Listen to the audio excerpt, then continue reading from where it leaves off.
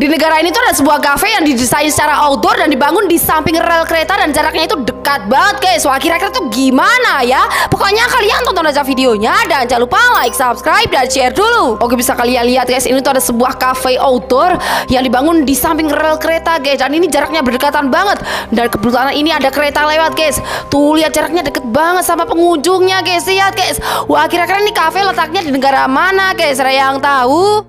Seorang siswi tiba-tiba tangannya nyangkut di sebuah lubang kursi guys. Wah, apakah dia berhasil diselamatkan? Pokoknya kalian tonton aja videonya dan jangan lupa like, subscribe, dan share dulu. Oke guys, bisa kalian lihat ini tuh ada seorang siswi yang tiba-tiba jarinya itu masuk ke dalam sebuah lubang kursi kayak gini guys. Lihat guys. Tuh, dan ini gak bisa dikeluarkan dong guys, sampai memanggil damkar kayak gini guys. Tuh lihat, ini para damkar berusaha untuk mengeluarkan jari wanita ini dan bisa kalian lihat guys.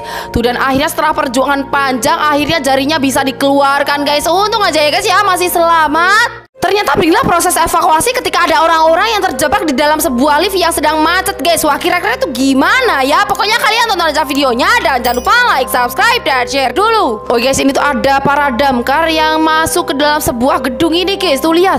Dan para damkar ini mau mengevakuasi orang-orang yang terjebak di dalam lift guys. Tuh lihat guys, caranya itu dengan dijebol kayak gini dong guys.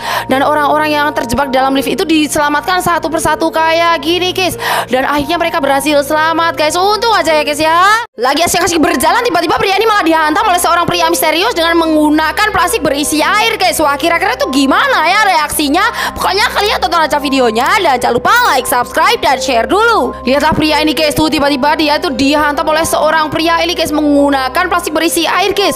Dan bisa kalian lihat guys, tuh dia tuh menoleh-noleh dan dia nggak tahu guys kalau pria berkacamata itu yang melemparnya guys. Wah, ini sih ada-ada aja ya guys ya. Orang kayak gini enaknya dihukum apa nih menurut kalian gimana?